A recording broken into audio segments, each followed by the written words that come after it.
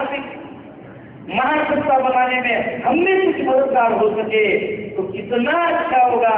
हिंदुस्तान आर्थिक महासत्ता बन सकता है सिर्फ एक ही बलबूते पे, ना तो आईटी के बलबूते पे नहीं, ना तो कितनी गाड़ियां बेचो उसके बलबूते पे, एक ही सेक्टर पे हिंदुस्तान को आर्थिक महासत्ता बनाया जा सकता है और वो सेक्टर है एग्रीकल्चर सेक्टर।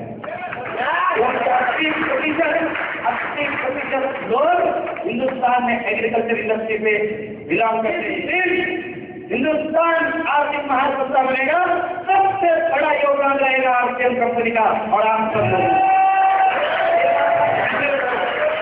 क्यों लॉन्च किया गया, ये टेक्नोलॉजी क्या है? इजराइल बेस्ड टेक्नोलॉजी किसानों के लिए सबसे बड़ा वरदान। इस हिंदुस्तान के हर इतने जबरदस्त प्रोडक्ट अपने आप में बनने जा रहे हैं, तो ये चीज है क्या? तो ये आपके हरित से जुड़ी है क्या? तो बोलिए, देखिए बहुत सारे लोगों से मेरे कम से कम बीटेक ट्रेनिंग हो गए, तो बहुत सारे लोगों से कहा कि ये क्या आपने खेतों वाली बात बना दी। हम तो जिंदगी में, मुझे ये कहा कि मेरे भाई जिंदगी में खेतों में नहीं गया, मैं ये प्रोडक्ट नहीं बेच सकता। मेरे भाइयों, आप यहाँ पर सिर्फ ऐसे लोग हाथ ऊपर करेंगे जिसका खेतों से कोई ताल्लुक नहीं है, कोई ताल्लुक नहीं है, जिसका खेतों से किसानों से कोई ताल्लुक नहीं है। आप नीचे कर दीजिए, या आपको समझ नहीं है इसलिए हाथ ऊपर किया। अरे मेरे भाई, आपका अगर किसानों के साथ ताल्लुक नहीं है तो आप जीवन कैसी कैसी में हो? आप सुबह दोपहर शाम और जिनका किसानों के साथ ताल्लुक नहीं है वही चीजें कैसे खाना चाहते? अरे मेरे भाई, ऐसा दुनिया में ऐसा आदमी नहीं है जिसका किसानों के साथ ताल्लुक नहीं है। अरे जो किसान, ये मेरी धरती माँ जो खाली माँ है, उससे जो धान उगा रहा है, जिसकी वजह से हम लोग जिंदा है, जीवन जी रहे हैं, उनको हम लोग बैंगन, टमाटर, आलू, भिंडी, ये करेला, बनाना, गेहूं, धान, ये अगर आने वाले दिनों में मुकेश अंबानी, अनिल अंबानी, टाटा, बिरला, बजाज, थापर इनके फैक्ट्री में बनने लग जाए, क्या बन सकते हैं? आपके भिलवाड़ा में आया, अरे ये तो मुकेश अंबानी के फैक्ट्री का बन है।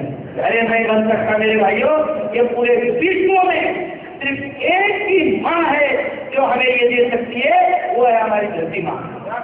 सिर्फ धरती माँ एक और देखिए, बच्चों का पालन पोषण करने का काम सिर्फ माँ करती है, और हम कितने सालों से इस माँ पर अत्याचार करते आ रहे हैं।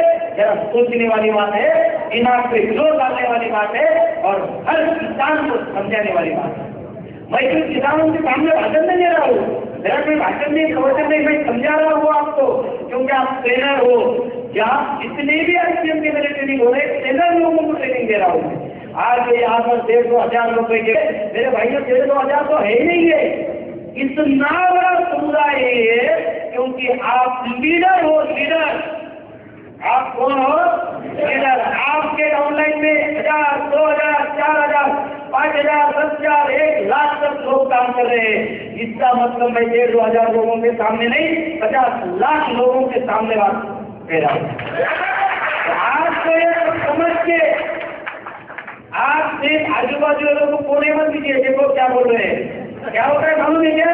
ये जो होता है ना, ऑफलाइन डाउनलाइन की बातें होती है, जो एक आजू बाजू में बैठ गए, स्टार इमरान उसके पहले का इमरान, अरे तुमने जो कहना है मेरे लोगों को जाके, तू क्या कहेगा? तो मैं भी तो कहूँगा, तुझे भी तो कहना पड़ेगा। सब सुन लो, ठीक से सुन लो यार। ये इसका पौधा प्लान, ये जो रासायनिक खाद लोग डाल रहे हैं, इतनी जमीन बंजर हो रही है, तो ये खाद क्यों बने?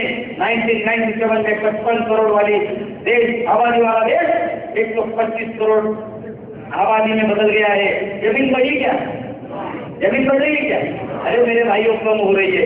25 साल पहले भिलवाड़ा कितना बड़ा था, यहाँ पर तो कुछ भी नहीं होगा, उस टाइम वहाँ पर धान उगता होगा। आज ये सीमेंट के जंगल बन रहे हैं, सीमेंट के जंगल बनने की वजह से उपजाऊ जमीन कम हो रही है। खाने वाले मुंह में मेरे 1970 में 1970 में उस कृषि वैज्ञानिकों ने समझ में आया था, समझ लिया था कि जो आबादी बढ़ने वाली है उनको खाने के लिए चाहिए। उस टाइम से रिसर्च किए गए, उस टाइम संशोधन किया गया, टेक्नोलॉजी को डेवलप किया गया। उसके पहले क्या खिचड़ी होती थी 1970 में, जब रासायनिक खाद नहीं थे तो खिचड़ी होती थी क्या मेरे भाइयों? अरे होती थी ना, सदियों से खिचड़ी होती आ रही है। मगर उस टाइम खिचड़ी होती थी जब हम गेहूं लगा दे या धान लगा दे, जो पहले धान लगाया जाए 4-5 उसमें से निकलेंगे, उसकी जो बाली लगती है उसके 40-50 धान लगेंगे, यानी कि 1 एकड़ में ज्यादा से ज्यादा 4-5-6 क्विंटल धान निकलता था।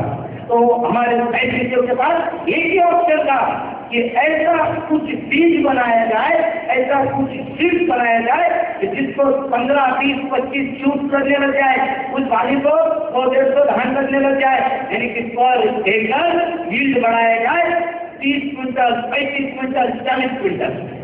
एक ही ऑप्शन का, बाकी कोई ऑप्शन नहीं। और अगर ये ऑप्शन कराना है, ये ऑप्शन लेना है, तो इस खाद को, इस फसल को, इस पेड़ पौधों को खाना भी दे। मेरे भाइयों, ये फसल क्या खाना खाती है? फसल के खाने कितने? 16 का इसका खाना फसल का है। देखिए वहां पर लिखा है, आपको एक लिटरेचर में बाहर दिया है, उसमें भी इसका पिक्चर प्रिंट किया हुआ है। देखिए उस बाजू में लिखा हुआ है ऑक्सीजन, कार्बन डाइऑक्साइड, हाइड्रोजन। ये जो 3 टाइप का खाना है, ये फसल को मिलता है हवा से, सनलाइट से, फोटोसिंथेसिस से। तो बाकी जो 13 टाइप की न्यूट्रिएंट है, सबसे ज्यादा खाद जो फसल को मिलता है वो मिलता है जमीन से। ये है primary nutrient, secondary nutrient, micro nutrient. देखिए पहले आदमी जैसे होता है, मैं तो यही कहता हूँ आप खुद में देख लो। अगर आप खुद में देखने लग जाए तो आपको फसल में देखने की जरूरत नहीं है। प्राइमरी न्यूट्रिएंट मुख्य खाद, पेड़ पौधे फसल का मुख्य खाद क्या है? हमारा मुख्य खाद क्या है? चपाती, रोटी, दाल, चावल। ये वैसे ही पेड़ पौधों का मुख्य खाद है NPK, नाइट्रोजन, फॉस्फोरस, पोटेशियम, सबसे मेन खाद। फिर सेकेंडरी दुय्यम खाद, दुय्यम खाद है कैल्शियम, मैग्नीशियम, सल्फर। हमारा दुय्यम खाद होता है स्वीटी, जैसे गुलाब जामुन, रसगुल्ले, तो सोन पापड़ी, वो खा लिए। उसके बाद माइक्रो न्यूट्रिएंट, सूक्ष्म खाद, सूक्ष्म